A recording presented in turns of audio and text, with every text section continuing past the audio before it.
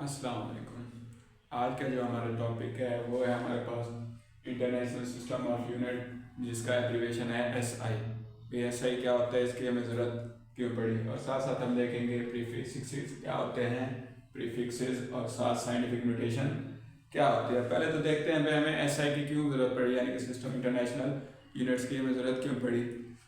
19वीं सदी और साथ ही साथ 20वीं सदी के आगाज़ में लोग क्या करते थे, मतलब जब आपस में ट्रेड करते थे, एक दूसरे के साथ तिजारत, मुख्तलिफ ममालिक एक दूसरे के साथ तिजारत करते थे, या कोई साइंटिफिक इंफॉर्मेशन एक मुल्क से दूसरे मुल्क की तबादला करते थे साइंटिफिक मालूमात का, या कोई भी मतलब तिजारत करते थे। अगर यहाँ पे कोई और यूनिट होता था तो वहाँ पे कोई और यूनिट होता था। मतलब यहाँ अगर जब वो करते थे तो उन्हें एक मसाइल का सामना करना पड़ता था। मतलब अगर यहाँ पे वो कोई चीज़ लेके, यानी कि यहाँ पे 1 किलोग्राम लेके गए हैं कोई चीज़, ठीक है ना, वहाँ पे जब जाते थे दूसरे मुल्क में बेचने 1 किलोग्राम, जब वहाँ पे जाते थे वो या तो कम हो जाती थी या ज़्यादा हो जाती। उसकी वजह क्या थी, यहाँ का जो किलोग्राम था उसकी वैल्यू और थी, और वहाँ के मुल्क में जो किलोग्राम की वैल्यू थी वो और थी। सबके लिए एक फिक्स वैल्यू कोई नहीं थी, हर मुल्क ने अपना एक पैमाना बनाया हुआ था, उसके मुताबिक वो अपनी चीज़ को मुहैया करता था। अब तिजारत कर में ये मसले मसाइल आ रहे थे कि क्या होता था, मतलब यहाँ पे कोई चीज़ लेके जा रहे हैं यहाँ से, जब वो दूसरे मुल्क जाता था उनके अपने पैमाने होते थे, वो इन पैमाने के मुताबिक मुहैया नहीं करता था, तो वो अपने मुहैया करता था, जिसकी वजह से क्या हुआ, लोगों ने देखा कि इन्हें बहुत सारे मसाइल पैदा हो रहे हैं। भी जहाँ पे चीज़ हम यहाँ पे मुकम्मल करके जाते हैं वहाँ पे कम हो जाती है या ज़्यादा हो जाती है, ठीक है ना। इससे क्या होता था, मसले मसाइल होते थे दूसरे कंट्री के आपस में।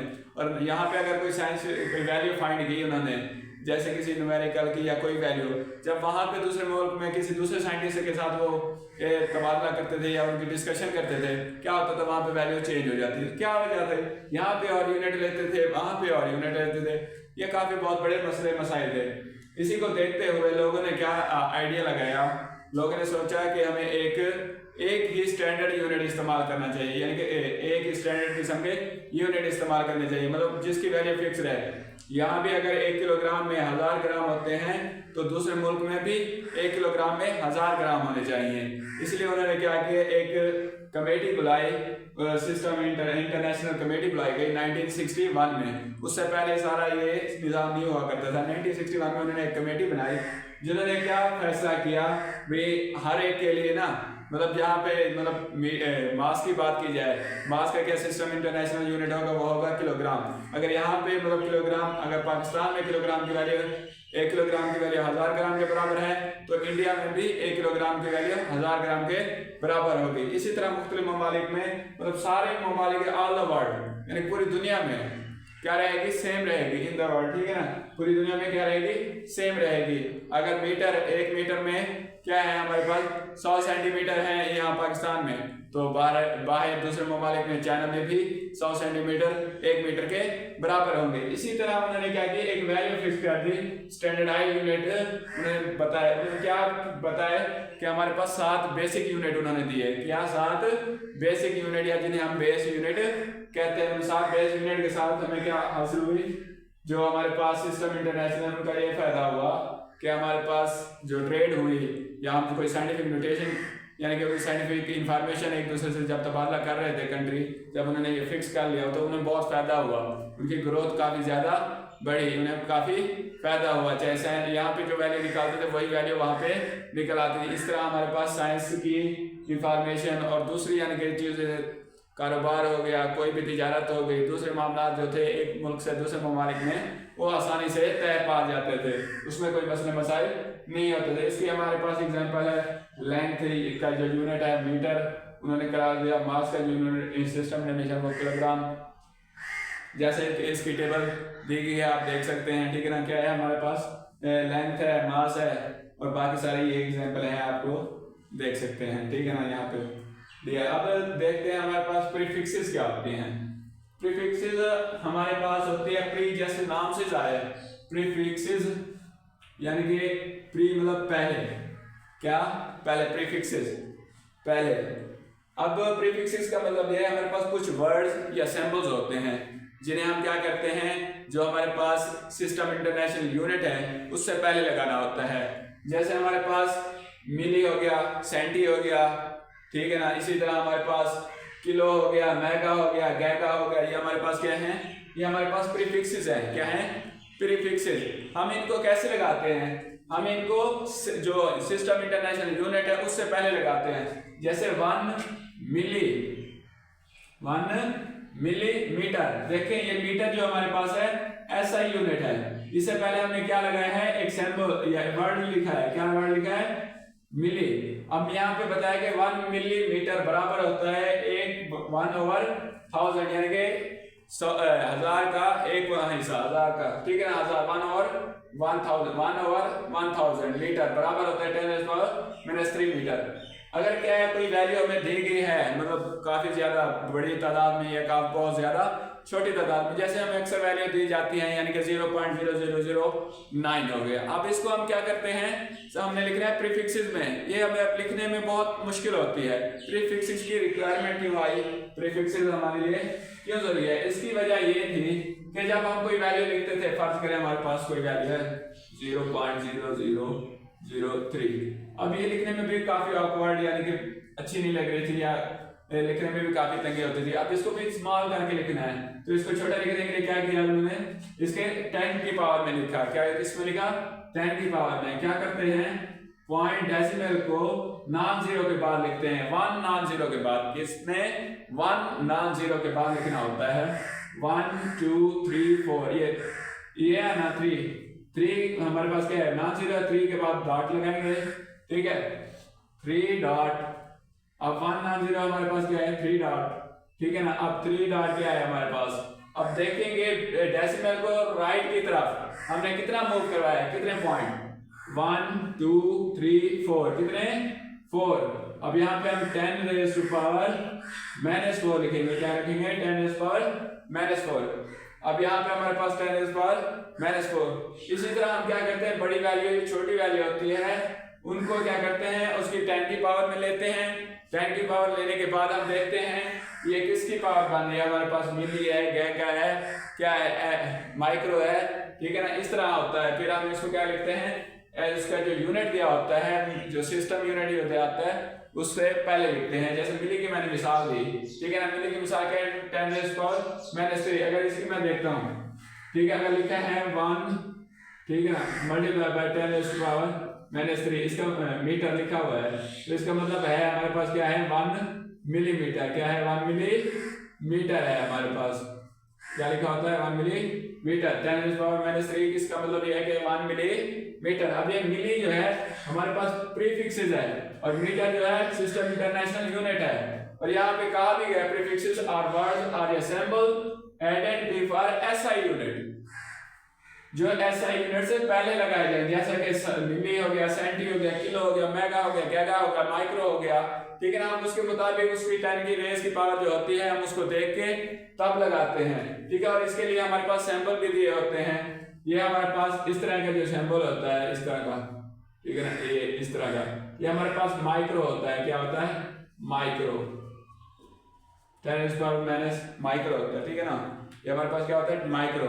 हम या फिर ये माइक्रो वर्ड है, यानी कि इस तरह के सैंपल यूज कर सकते हैं, या फिर हम ये उसके जो वर्ड दिए होते हैं, मिली, गैगा, किलो, सेंटी, ये वगैरह यूज कर सकते हैं। इनकी भी टेबल दी गई है, आप देख सकते हैं, इनको रिवाइज कर सकते हैं। ये बहुत इंपॉर्टेंट है, ठीक है ना, ये एमसीक्यूज में अक्सर आते रहते हैं, आपने एमसीक्यूज के लिहाज भी देखना है। अब देखते हैं साइंटिफिक नोटेशन। साइंटिफिक नोटेशन हमारे पास वही चीज है, जैसे कि हम यहाँ पे प्रीफिक्सेस की बात कर रहे थे। कोई अगर वैल्यू हमें बड़ी दी गई है या बहुत स्मॉल दी गई है, उसको रिप्रेजेंट करने के लिए हम कोई वर्ड या सिंबल यूज करते थे।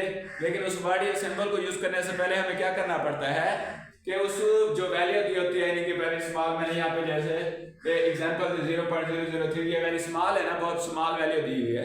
अब इसको मुझे लिखने के लिए क्या करना पड़ा कि मैंने इसे 10 की पावर में लिखा। किसकी, 10 की पावर में। जब मैंने इसकी 10 की पावर में लिख लिया तब मुझे पता चला भाई इसकी 10 की पावर कितनी है, ठीक है, -4 है। अब -4 मैं देखूंगा भी कौन सी है, मिली है, सेंटी है, गैगा है, ऑक्टा है, कौन सा है, माइक्रो है, उसके मुताबिक मैं उसका साथ लिखूंगा भी ये मीटर है, माइक्रोमीटर, मिलीमीटर, सेंटीमीटर, इस तरह लिखना होता है, ठीक है ना। इसलिए मैंने इसका यूनिट नहीं लिखा है। यहाँ पे मैंने ऑलरेडी आपको एग्जांपल दी हुई है मिलीमीटर की, यानी कि हमारे पास अगर कोई लिखा हुआ मल्टीप्लाई बाय 10⁻⁻³ वो हमारे पास क्या होता है 1 मिलीमीटर के बराबर होता है। यहाँ पे 1 मिली, यहाँ पे मिली जो हमारे पास है प्रीफिक्सेस है और मीटर जो हमारे पास क्या है SI यूनिट है। इसलिए क्या है प्रीफिक्सेस, प्री का मीनिंग ही पहले, प्री मतलब पहले, ये आपने याद रखना है प्रीफिक्सेस पहले, यानी कि जैसे साबके होते हैं किस्म के, उर्दू में अगर आपने पढ़ा हो तो। अब साइंटिफिक नोटेशन है, साइंटिफिक नोटेशन ये भी साइंटिफिक नोटेशन बिल्कुल वैसे है। साइंटिफिक नोटेशन क्या करती है कि हमारे पास अगर बहुत ज्यादा बड़ी वैल्यू दी हो और बहुत ज्यादा छोटी वैल्यू दी हो तो हम उसे लिखने में काफी मुश्किल होती है, ठीक है। उसको हम क्या करते हैं 10 की पावर में लिख लेते हैं। क्या लिखते हैं 10 की पावर में लिखते हैं। अब जैसे हमारे पास एग्जांपल दी गई है, हमारे पास सन डिस्टेंस फ्रॉम अर्थ, क्या है हमारे पास सूरज और जमीन के दरमियान जो फासला है वो है 138.60। अब इतनी बड़ी रकम लिखने की बजाय हम चाहते हैं कि इसे छोटी सी रकम में बना के लिखें, तो हम क्या करेंगे डेसिमल को ले आएंगे 190, जैसे हमने यहाँ पे किया था 9 नॉन जीरो के बाद, सिर्फ एक नॉन जीरो के बाद हमने क्या लिखना होता है डेसिमल, यानी कि इशारिया को क्या करना होता है, हमने अगर इस साइड पे अगर इस तरह हमारे पास दिया होता था, यहाँ पे इशारा दिया होता, हमने इसे नॉन जीरो के बराबर लिखना था, 1 नॉन जीरो के बाद लिखना था, यहाँ पे लिखा मैंने। अब यहाँ पे हमारे पास इशारा नहीं दिया, इसका मतलब ये नहीं कि इशारे नहीं, हम इशारे लगाएंगे, हम क्या करेंगे यहाँ से काउंट करते आएंगे 1 2 3 4 5 6 7 8। अब यहाँ पे हमने इशारे लगाना होता है, कहाँ पे, यहाँ पे, मतलब क्या है इशारे के बाद सिर्फ एक वैल्यू रह जाए, क्या रह जाए, उसकी लेफ्ट साइड पे सिर्फ एक वैल्यू रह जाए, तब हमारे पास जो आएगी उसकी पावर में लिखेंगे, क्या लिखेंगे, तब जो रकम होगी हम उसको उसकी पावर में लिखेंगे, 10 की पावर में लिखेंगे।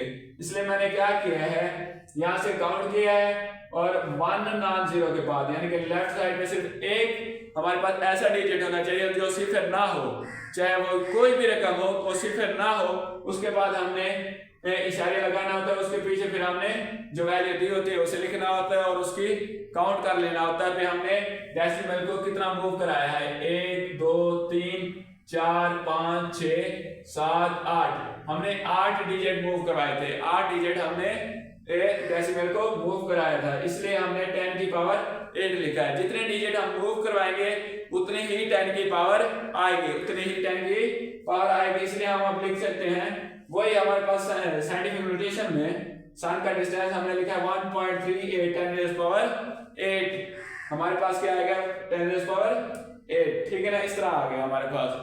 वही हमारे पास जो वैल्यू दी हुई थी हमने इस तरह लिख लिया अपने साइंटिफिक नोटेशन में। आपको भी एमसीक्यूज और यानी कि शॉर्ट क्वेश्चन में भी दिया जा सकता है कि आपने इसको साइंटिफिक नोटेशन में लिखना है, ठीक है। इस तरह साइंटिफिक नोटेशन की काफी वैल्यू होती है। इसी तरह हमारे पास अगर हाइड्रोजन की बात की जाए तो हमारे पास हाइड्रोजन की जो वैल्यू होती है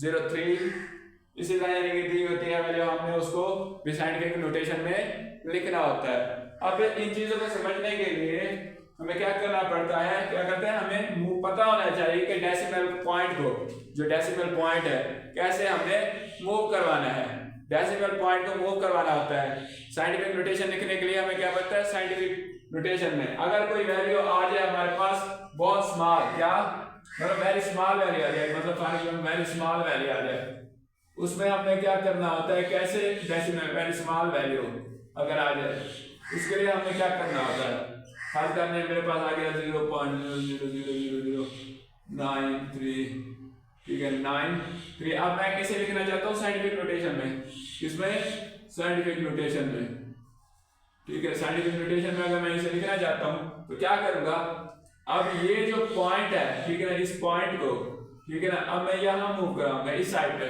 लेफ्ट टू राइट मूव कराऊंगा। अगर कोई स्मॉल वैल्यू आ जाए 0 पॉइंट ऐसे दी हुई है 0.00093, तब मैं क्या करूंगा, इस पॉइंट को इस साइड पे मूव करवाऊंगा, इस साइड पे लेफ्ट टू राइट मूव करवाऊंगा।